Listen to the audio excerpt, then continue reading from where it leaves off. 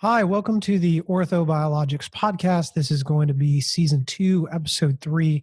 We are very pleased to bring this episode to you. I'm your host, Trevor Turner, MD, RMSK, and today we are featuring Dr. Allan Mishra on this episode, What is Vitality? He is going to talk about that in the new book that he wrote. I would like to introduce Dr. Mishra, who is a board-certified orthopedic surgeon and sports medicine specialist who is an alumnus of the University of Michigan, where he trained undergrad as well as in medical school before he finished his surgical training and fellowship at Stanford, where he is now an associate and clinical professor. He is well known for pioneering the use of platelet-rich plasma, especially with landmark papers on the use of PRP for the treatment of tennis elbow, and I'm thankful for that, as I have referenced those papers very often when arguing for the application of it for patients for whom it is indicated. He's been published in many elite journals, as well as featured in multiple press coverings, including the New York Times. So as a founder of the Biologic Orthopedic Society, which is now almost 8,000 members strong, he recently pioneered this new book. And at Vitality Essentials is the course that he now teaches at Stanford, which includes the content of this book. At Dare to Be Vital, he is focusing on a new type of a movement that focuses on the comprehensive well-being, which I will let him introduce you to shortly, and has been invited to speak about it at Google, Apple, as well as Stanford's Graduate School of Business, amongst other nonprofits and the Navy SEALs as well. So, Dr. Mishra, thank you so much for joining us today on Orthobiologics Podcast, and talk to us a little bit more about how your pioneering work through orthobiologics has led you to this journey of vitality. Yeah, it's kind of an interesting story. So thank you very much, Dr. Turner, for having me on. It's an honor to be part of it. And I really appreciate the work that you're doing and how you've learned and gotten involved in biologics. It's really been fascinating to see it grow all over the world. So it's almost exactly 4 years ago, I was invited to go to the Chinese University of Hong Kong, to give a talk on biologics and the use of PRP for tendinopathy and osteoarthritis. And it happened to be actually on my birthday in July. And so I was talking to my family and I said, okay, I've been invited to go to Hong Kong. Does anybody want to go with me to Hong Kong in July? So if you look at the weather chart of Hong Kong in July, it is about 110 degrees and 120% humidity, which is maybe what Georgia is in the middle of July. But a little different from the Bay Area. A little different from the pristine, perfect Bay Area weather. So we took a fair amount of ideas involved and said, well, should we go here or there? And we ended up with a moderate to significant detour as a family before that biologic meeting to Australia. And I'd always wanted to go down under. And so my family was with me. We took about a 10, 12-day visit through Australia. And towards the end of it, we were up at the Great Barrier Reef. And the Great Barrier Reef, again, is one place I've always wanted to go. We were staying in a little town called Port Douglas, and they had this beach called the 4 Mile Beach, which was 4 miles long. And every morning I would go out running on the beach, and I'd take about a 2-mile run down the beach, swim out into the Coral Sea, which is, the Great Barrier Reef is just beyond. It's kind of hard to describe how big the reef is, but then I'd run back up the beach.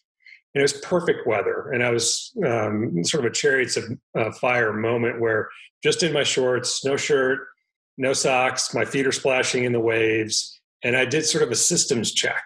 And I said, does my head hurt? Does my back hurt? Do my knees hurt? Am I stressed out? And I got to the end of the final day and I was really kind of bummed. I'm standing under this 80-foot tall palm tree looking out at the Coral Sea and the Great Barrier Reef. And I said, oh my God, this is awesome. How am I going to replicate that? And Dr. Turner, for medicine, if something goes wrong, we call it morbidity and mortality. And we spend a lot of time looking at, okay, what were the problems that led to this ultimately unfortunate outcome? On that particular moment, I paused on purpose and tried to understand what was going right. Okay. So I was at the end of my vacation. I was going to take a plane to Hong Kong the next day to give the talk. I was really excited about going to Hong Kong. And that's when I started thinking, can I find a biomarker for vitality? Okay. Can I find something in our genes or something in our blood or saliva? And I spent a full year basically using myself as a guinea pig, trying to figure out what was the biomarker for vitality.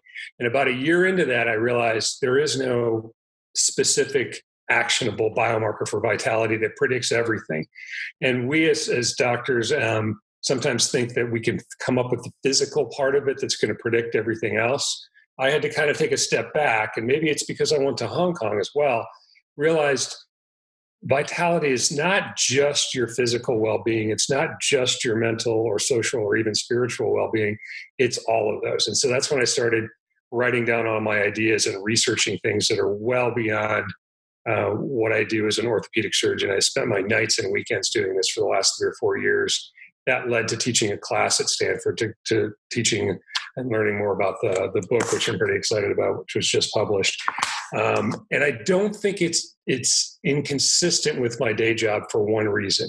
And I had to struggle with this because I said, what do I do in my day job? And what am I doing with this vitality stuff? And I realized in my day job, I don't save anybody's life, but I do seek to enhance their vitality, which is exactly what I do with the vitality things I do through daretobevital.com and the speeches I give and the courses that I do. So now I'm sort of merging it back, and I'm looking forward to talking to you about why I now find this imperative to discuss with my patients, not just what's wrong with them, but how to maximize or enhance their vitality.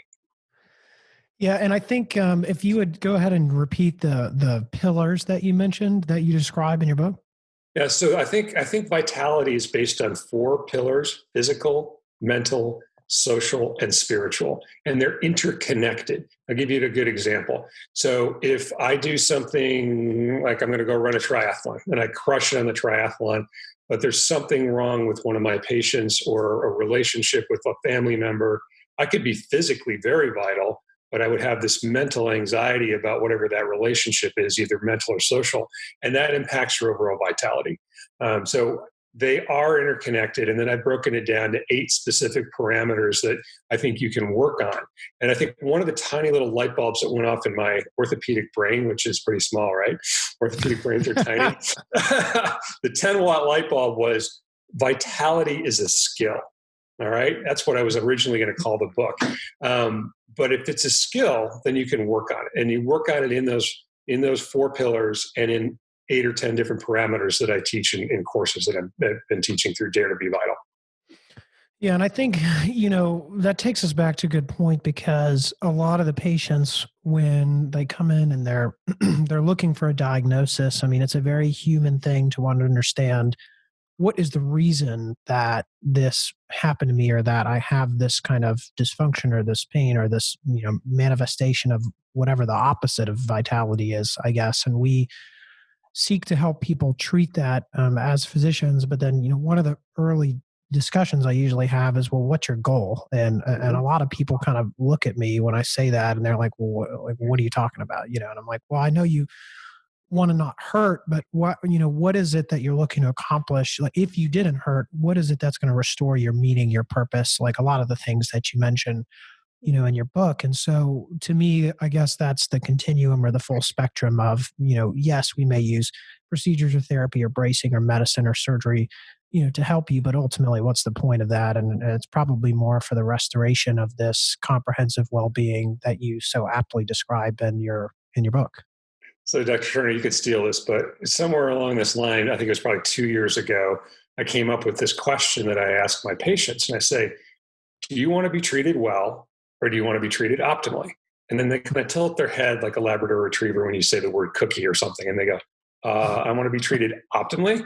And then I go, okay, here's the story. I will always treat you well. That's my job. I will treat you as well as I possibly can.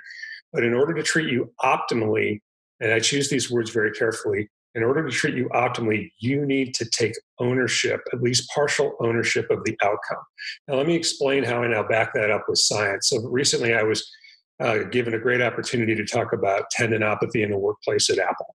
And they wanted me to just focus on tendinopathy and not talk about vitality. And I said, well, I'm sorry, I can't do that. And they said, okay, you can sneak in some of your vitality stuff, but we really want you to talk about tendinopathy in tech workers. And so I try to always do my homework, and I looked up some papers, and there are emerging data about the genetic predisposition for people and something called a SNP, which is a single nucleotide polymorphism. There are certain of these small portions of your DNA that are that correlate. They're not 100%, but correlate with an increased risk of getting tendinopathy. And you and I, as really tendinopathy doctors, that's one of the things we do, osteoarthritis doctors, we need to be aware of this data because that's something we're kind of up against, right? If somebody's got a predisposition to it, whether you use PRP or surgery or rehab or whatever you're going to do, a certain population might not do well because of this particular genetic predisposition. So I'm going through this paper and I go over the data on that. And then I realized they also did a survey of all the patients, and they had obesity was 5 times the correlation of any one of the DNA SNPs. So I realized when I talk about living at your ideal weight as one of the components of vitality, if you and I as doctors are going to try to optimally treat our patients, and we see somebody, even somebody with elbow tendonitis, because it was an elbow tendonitis paper that was the correlation, it seems kind of weird to say, hey, you're overweight, and if you lost some weight, your elbow might feel better. But adipose tissue is really inflammatory. So a lot of inflammatory cytokines that are spit out by adipose tissue. So we don't talk about it, but we should. So I think what I'm finding and what I'm trying to correlate either with my vitality work is science-based, specific, actionable things you can do to improve your vitality. Things that are maybe not directly related to orthopedics, but like purpose, sleep, living at your ideal weight, but they also enhance our outcomes. And who doesn't want to get better at what we're doing? Whether it's a regenerative medicine procedure or a surgical procedure, I'm trying to find scientific correlates that can help, I'll be honest, to stack the deck in our hands. So if we say to somebody, you got knee osteoarthritis is the other example, we can do a perfect PRP, BMAC, or stem cell preparation.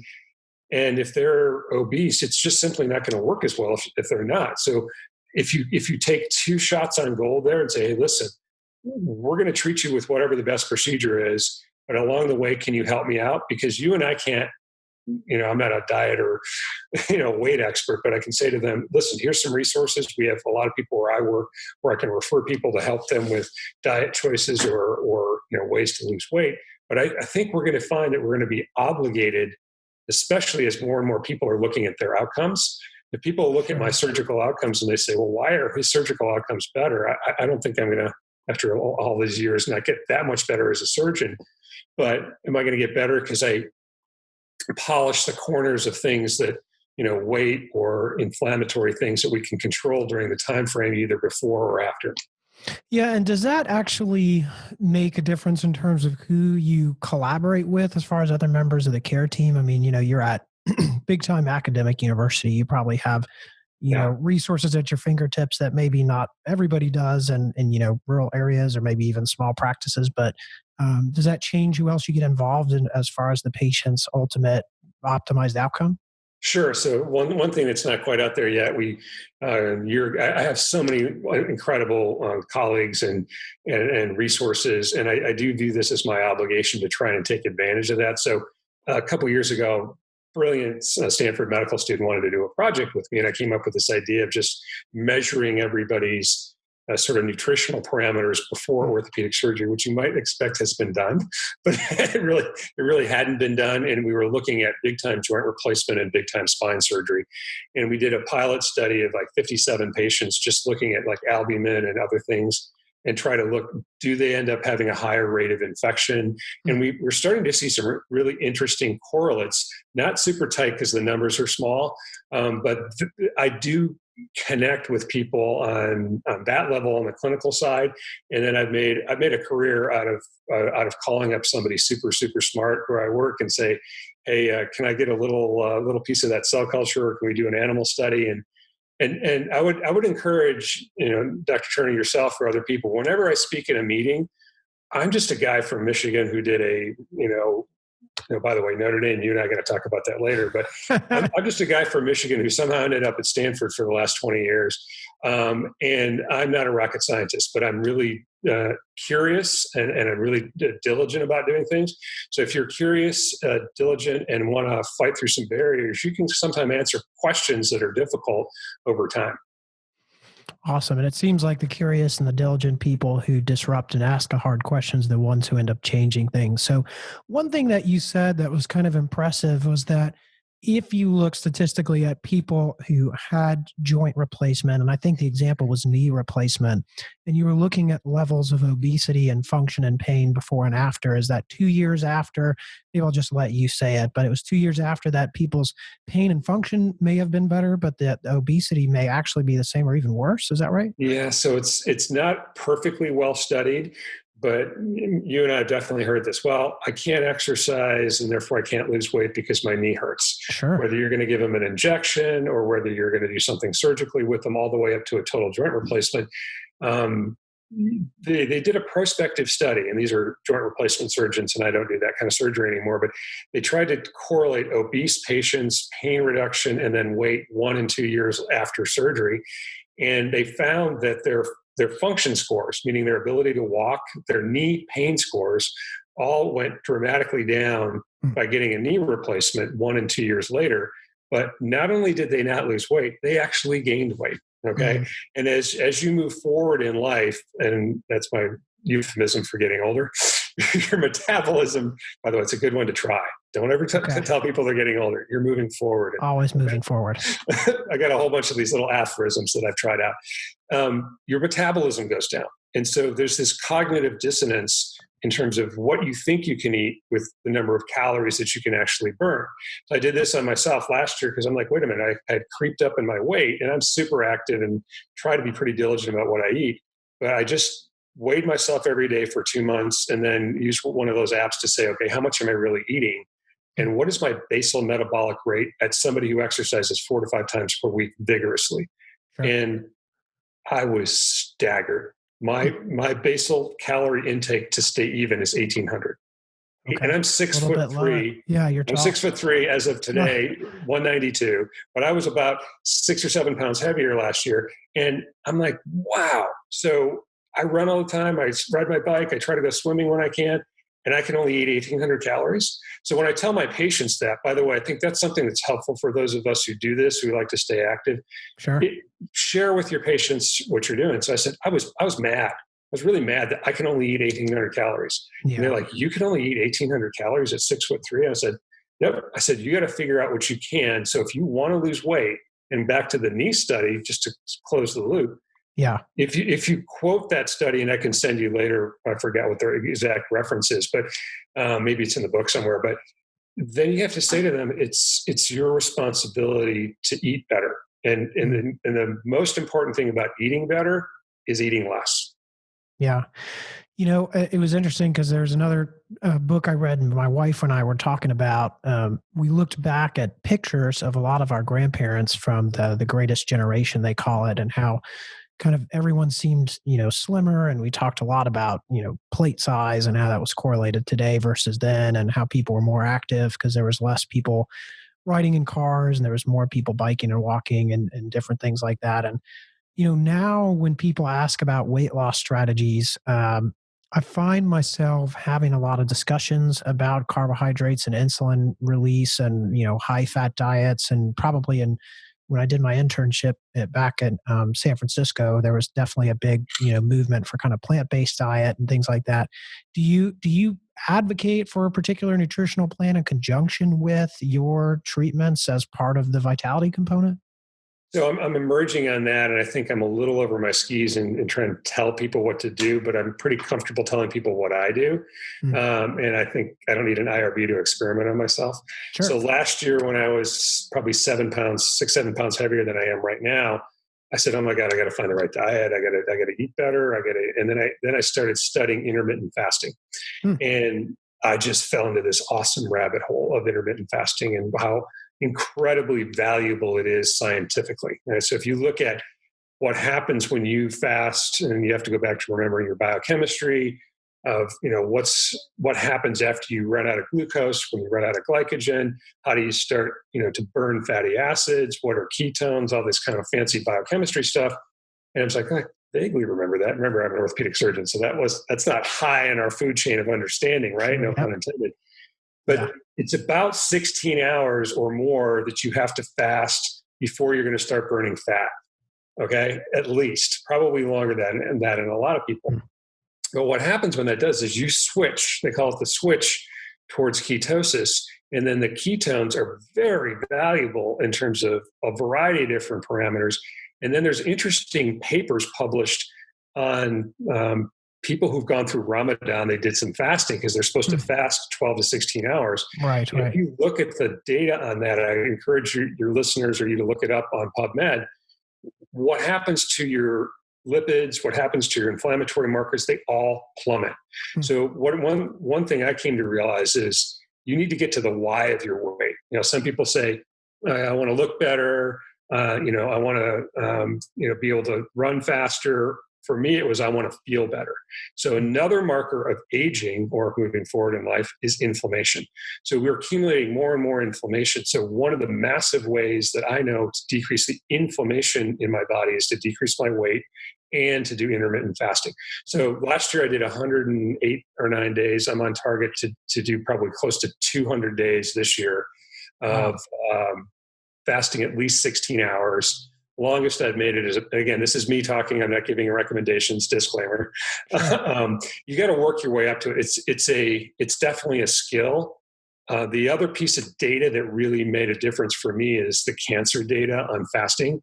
And I connected with the people who've written these papers down in LA, but they looked at breast cancer and lung cancer patients, I believe, where they fasted them the day before chemo and then they followed their tumor progression.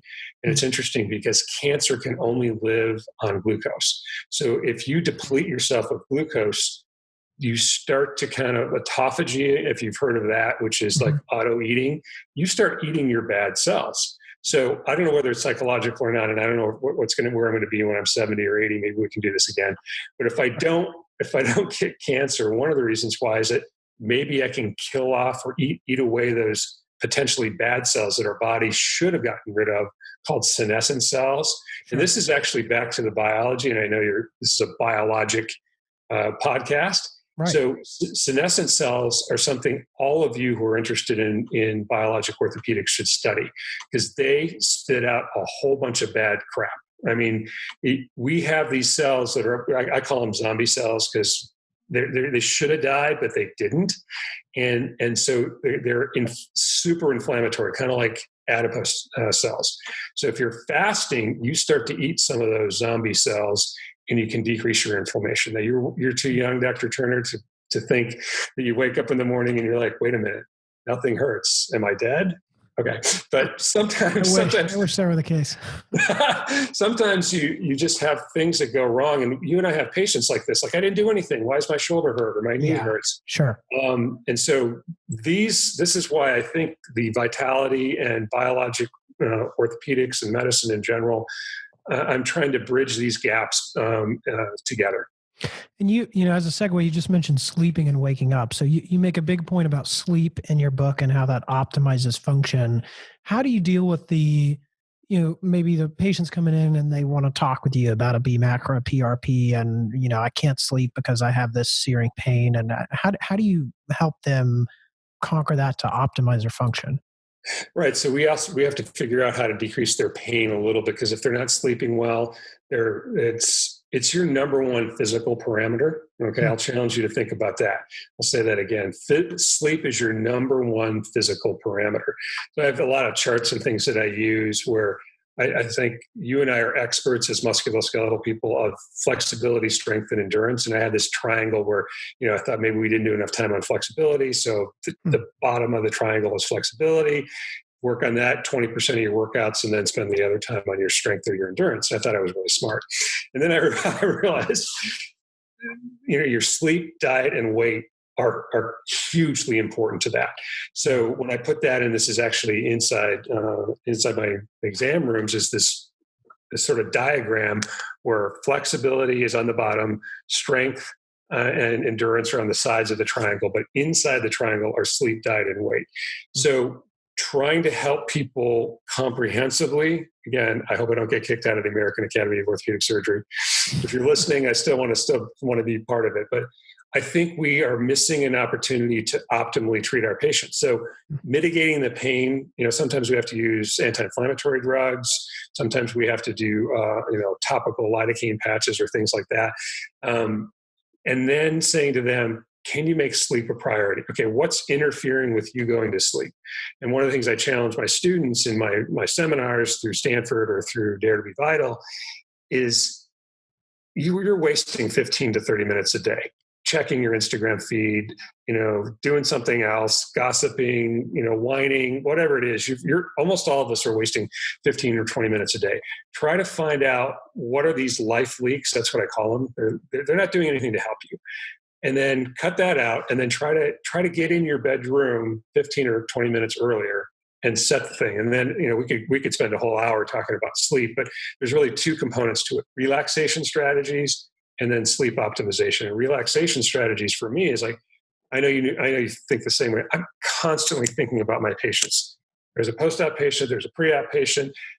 Did I get that right? Am I missing something? And so I've got to calm my brain. I've got to let it go. And then if you sleep a little bit better, boy, you're better in the office, you're better in the OR, you're better in the gym, you're better with your family. So again, there's a whole chapter I have in considering sleep a superpower in the book, and I encourage people to look at that if they're interested. Yeah, it's interesting you bring up social media. So yesterday, the Wall Street Journal Tech Health Conference had CEO of Thrive Global was speaking, Ariana Huffington, and she actually wrote a book called Goodnight Smartphone, and it looks exactly like the Goodnight Moon book that you read to your toddlers. And I have a toddler, so to me, I was like, oh yeah, that's immediately relevant. And then that launched me into a wifely discussion about how we have to put our phones away and how long they have to be banned for. So when you talk about the other aspects of vitality, one of the big things was, or I think the foundation maybe of everything, was about helping people to discover what their purpose is. I mean, that is such a kind of like you have some exercises for it, but how do you, I don't know how in an exam room you have enough time. I mean, I'm sure it's difficult to get into your clinic to help people focus on how they find their purpose. How do you speak with them about that? So I don't really go into that with the patients. I think you're right. We're all under pressures, and I think you and I both have gone from like 0 to 110% in the last 3 weeks. So I don't talk too much about purpose because I think that's a little personal. But if somebody signs up for a course or shows up at one of my webinars or lectures, that's what I start with. And I start with it, and I just say this: it's hard. It's brutally hard. But it is the most important, wait for it, modifiable vitality asset that you have. So your most important modifiable vitality asset is your purpose. And guess what? You get to choose that. I mean, here's the important part. If you don't choose or spend some time thinking about it, your purpose becomes somebody else's dream. All right? I'll say that one more time. If you don't define your purpose becomes somebody else's dream. So you're just a cog in their machine. Okay. If you're not proactively seeking out to fulfill your purpose, you might just be caught up in whatever you're doing. Okay. And if you can't define your purpose, it's pretty easy to define your purpose. It's how you spend your time and your energy. So you have time and you have energy every day. And this is another little 10-watt light bulb breakthrough. Okay. So you and I may be really time constrained. And we might not have a lot of time for instance, I love your setup for your podcast, and you clearly love this. And this is, I've got mic envy, I've got background envy, we got audio envy. You're bringing a lot of energy. Okay. I bet you spend more time with your family and your job than you do this, but you seem very enthusiastic about that. So here's where I came up with an equation of purpose equals time multiplied by energy squared. Okay. So that's important if you're a mom or a dad who's a chauffeur with their kids. Maybe you spend a lot of time taking their kids around to various practices or appointments. But if you bring a lot of energy to that, you're not a chauffeur, you're a super mom or you're a super dad. And from the podcast perspective, I know you're putting a lot of effort into making this awesome, a lot of energy, and that's going to be multiplied, together. So you're going to say, wow, why were you the best podcaster? Well, you brought a lot of energy to it. The other thing you can start to think about, which I've put in the book, and this is super hard. And by the way, I spend hours doing this. So this is probably a lot to chew off in a podcast, but start to think about what your peak purpose is, not just what your purpose is. And I have this, what I call this ladder of purpose. So purpose can be, your short-term goals, your long-term goals. If you're lucky, maybe you and I were both meant to be physicians. Like I knew I wanted to be a doctor when I was in high school. I always thought I was meant to be a doctor. Okay. That's one more step up. If you find out what you're meant to do, I'm going to give you the top of the food chain, which is brutally hard. Okay. And I'm so lucky to have found it. What if you find what you have to do, what you must do? So that is a calling. That is like, oh my God, I have found what I must do. And so I'll give you my personal example. And that is, I don't know where this journey is going to end, but I boiled down my purpose. And what I challenge the students to start with is just to spend, again, cut out one of those life leaks, spend some time sleeping, but spend 5 or 10 minutes a day just contemplating your purpose. When's the last time you did that? Okay. And then try to reduce it down. These are exercises that are in the book. Reduce it down to a 7 or 8 word sentence. I reduced mine down to 2 words, and that's enhanced vitality. And again, it's not incompatible with my day job anymore, so I don't have too much cognitive dissonance. But once you do that, similar to sleep, it becomes a superpower. Let's take this podcast, for example. I'm super busy, right? You reached out to me, asked me if I would do your podcast. Thank you. And I had to measure it against my stick. And my stick is, am I going to enhance vitality? Okay. So I said, yeah, wait a minute. Dr. Turner seems like a super sincere guy. He's very well, trained. We talked, a little bit about what we were going to do. And I said, check. So that allowed me to say no to something else. So one other book you might consider reading for your listeners is a book called Essentialism by Greg McCallum, which is a really, really good book about trying to narrow down the things you do so that you can focus more on the things that are really important to you. So that's like 4 or 5 minutes of what usually takes 4 or 5 hours. So I apologize if that's too much in a short period of time, but if you listen to that again, hopefully there'll be pieces of it where it's all embedded in the book. No, that's fantastic. And when talking about your peak purpose and enhancing vitality, I mean, obviously you're on a very clear and sincere mission to do that for yourself, but as you write this book and you teach this class and you really try to expand your insight, broader and more universally, is there a long-term goal? Is there a number of people you want to span this to? Is there a number of universities? What's your dream? So I have to tell you 2 things. Number one, I actually came from a background where I lost my mom when I was like 9 years old from a brain tumor, grew up in lower middle class, struggled for a long period of time. Because sometimes people look at the end and they go, oh my God, he's there, he's doing this, he's done that. It's not been a journey without a lot of bumps. Okay. So for those people out there thinking, oh yeah, he can do whatever he wants, it's not true. It's a daily struggle to try and continue to stay focused on that. And here's what your answer to your question is. I don't know exactly how many listeners you have, but let's say we reach 1 person.